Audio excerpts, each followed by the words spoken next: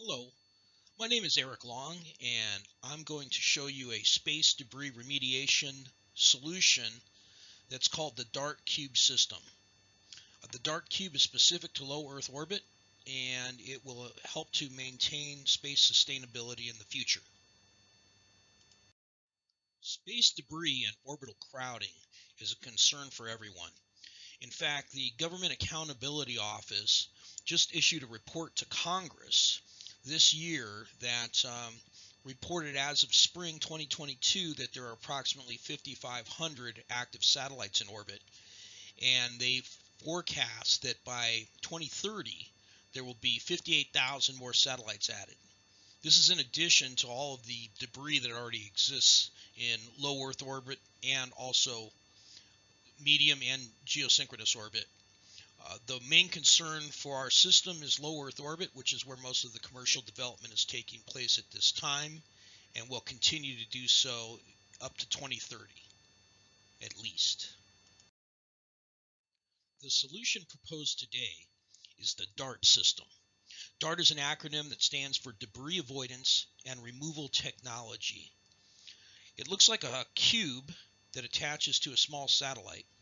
And what's unique about this system is that it's able to modulate drag in low Earth orbit. There's still enough atmospheric density at that altitude to allow control of a satellite without using explosive propellant. So the benefits of the DART system are many. It includes space traffic management, debris mitigation, tracking, controllability without rockets, and performing avoidance maneuvers if there's a threat from debris or from another satellite or spacecraft. And it can also stagger constellations in orbit and identify individual satellites in orbit by increasing the profile, particularly a radar profile of that individual satellite. It also easily mounts to an existing small sat infrastructure. The DART system truly is revolutionary and will be an effective force in mitigating space debris. Today, the standard systems engineering approach will be covered to describe the concept development of the DART. We start with a needs analysis and why we need the DART, moving on to a concept exploration, defining the performance requirements that are necessary, then moving on to a risk analysis and mitigation profile to review the risks and contingencies of completing the system, and then finally moving on to a concept definition, which includes the capability, schedule, operating life, and cost. So we're going to run the gamut today and fill you in on how the whole system development process will take place.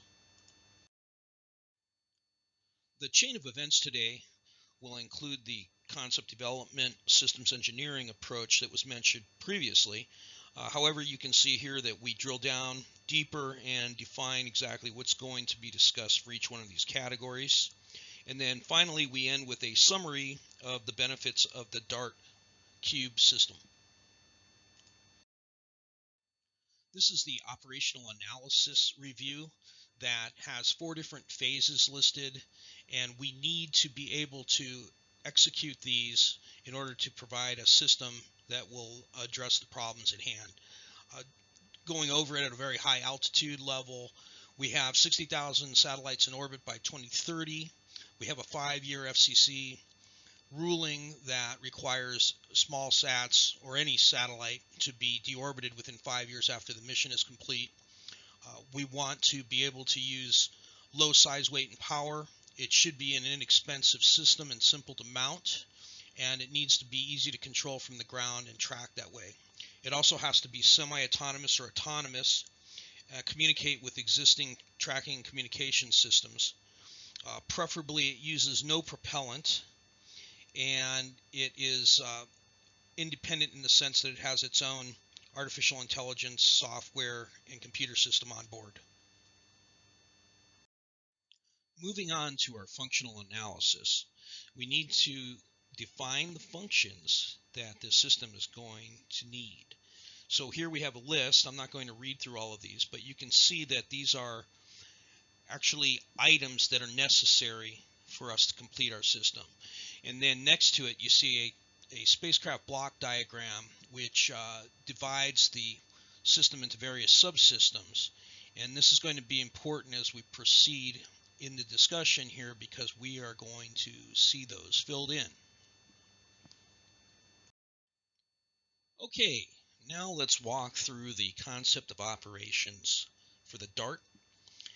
And we'll start off with a small sat launch. The satellite is launched into orbit, into LEO, low Earth orbit. And typically the way this works is that the satellite is deployed from some sort of deployer mechanism. It's generally at a particular altitude that's relevant to the mission. In our case, what will happen is that the DART, which is piggybacking on the satellite, will be activated and powered up from solar power. And then what's going to happen is that we will make contact with it via the existing satellite network and GPS systems that we are connected to. And the DART will begin to extend booms from the D3 subsystem. And that will begin the modulation process to control drag and maneuver the small satellite.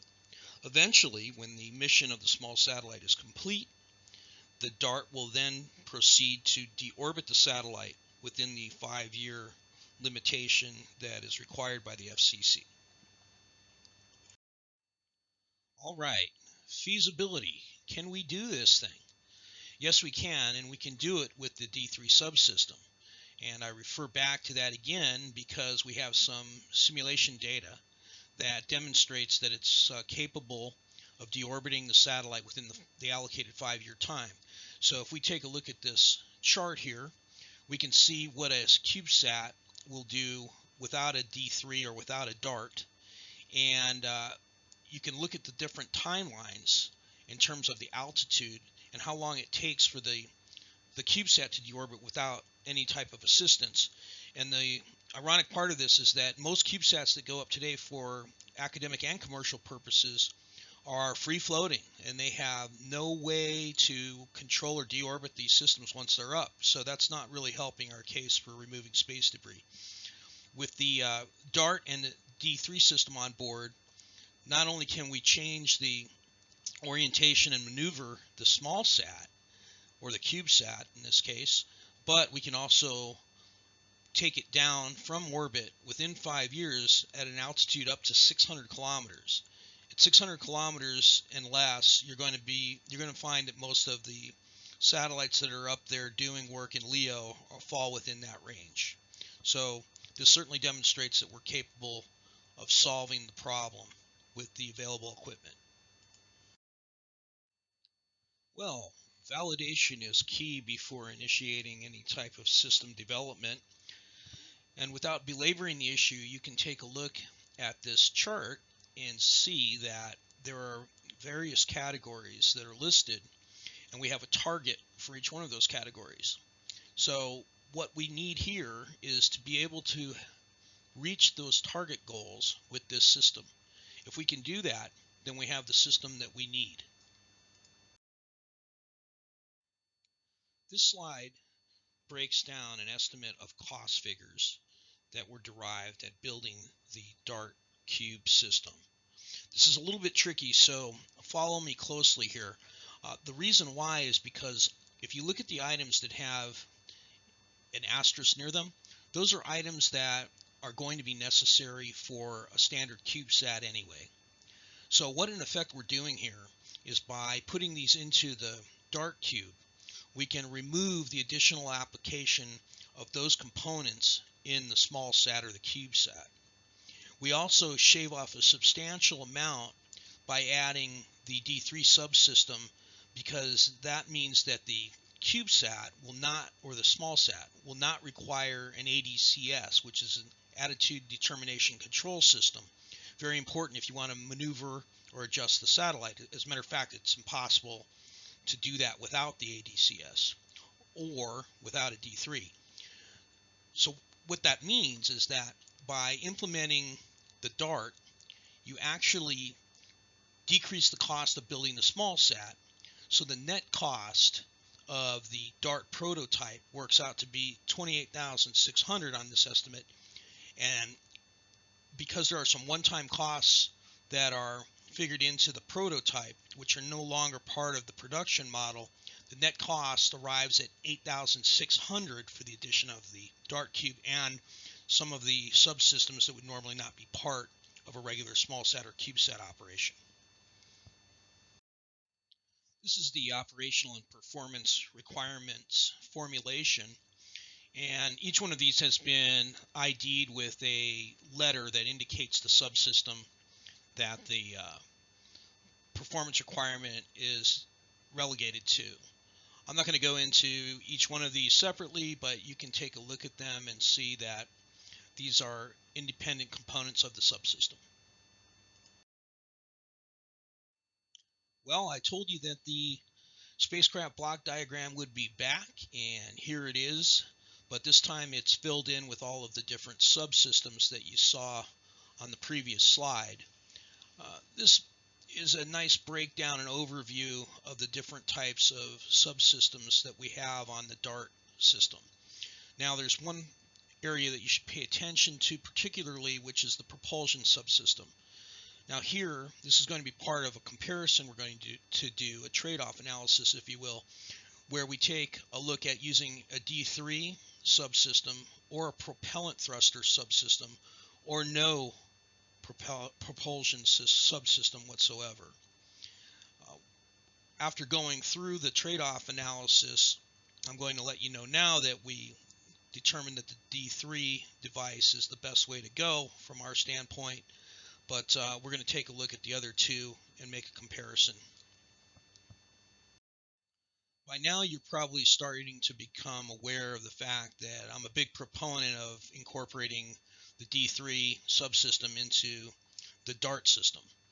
And why is that? Well, I added a slide here so that you can see the various reasons why the D3 is useful for accomplishing the mission of the Dart system.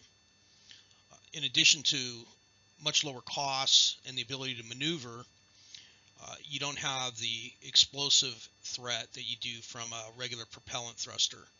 And you can also build it using low strength hardware, or really any type of material, depending on what it is that you're attempting to achieve with your mission. This is a comparison of the Dart Cube system and a standard small sat. And the small sat, without any other additional features for control, does deorbit eventually, but at a much lower altitude in order to meet the 5-year FCC rule. So without the Dart on the small sat, your operations are much more limited. I mean, you have a maximum altitude of 400 kilometers if you're lucky, and you're not going to be able to do anything over that. These are the major risks of the system, and I will briefly go over these. You see in the green rectangles that we have an integration, a software error, an electrical power system failure, and a GPS failure. While those are not going to help our system very much if they go out, it's not going to be the end of the mission. Some of the more serious problems that we have are the onboard computer fails, screws start to loosen up, we have a boom deployer malfunction so that the booms that modulate the drag cannot be extended or retracted, and then probably worst of all, the booms collapse. However, I might add that in the event that the Dart system is not capable of performing its mission, it's not going to add any risk to a system that would not have it. So from that standpoint, there's really nothing to lose by having the Dart system mounted to the small sat. Taking a look at the performance requirements analysis here, it's clear that the Dart Cube system meets all of the validation requirements. You can have a look through each one of these items and see that all of them are met, which verifies that we have a system that will work. Functional analysis and formulation. The functions have been broken down and are visible in the green rectangles. The lower right-hand corner has the electricity distribution going out to various functions that are listed in the orange rectangle. And then the yellow elliptical spaces are for external events. This is a concept selection analysis. The items being compared are the DART system with a D3 on it, a DART with a thruster system on it, and a satellite with no DART at all on it. After reviewing the numbers, you can see that the best score is with the D3 DART, and the worst is with the thruster-based DART system. The reason for that primarily has to do with the risk of completing the build and also the cost and schedule risks. The concept validation included simulation testing, and this is listed here in part. Some of the largest concerns were dealt with the materials and the type of materials that were needed and used for the DART. Also thermal analysis to make sure that when it's exposed to the solar radiation and also to the other side of the Earth where there is no exposure to solar radiation, that the materials will be able to withstand that over a period of time. And then probably the biggest concern is the attitude dynamic simulation, which was done extensively, and that applied to maneuvering, guidance, navigation, and control, and deorbiting targets. Using Monte Carlo simulation on the D3, which is a substantial part of this process, there was 100% success in the simulations in terms of reaching the objectives that were listed earlier in this presentation. This is a schedule and milestones estimate. Of course, this is only an estimate as to how long it will take to develop the first DART prototype, but we broke this down into several stages, including the concept development, requirements, the simulator validation, procuring the materials, the actual engineering itself, and then going through the prototype testing. At the end on item 7 is when we schedule the launch date. So in this case, the launch is set for March 18th. The whole process took approximately a year and 3 months. So as you can see from this estimate, we're looking at about a year and a quarter to go ahead and finish the project. Well, in closing, I'd just like to say that the DART Cube system meets all of the needs and validation criteria that were required of it. And not only that, it addresses a large number of issues concerning various small sats, including space traffic management, orbital debris mitigation, controlling satellites, collision avoidance maneuvers, and orbital deployment. The system will expand operational regimes of the CubeSat, small sats, and can be scaled up to other spacecraft. We look forward to the use of the DART Cube in cleaning up space debris. Thank you.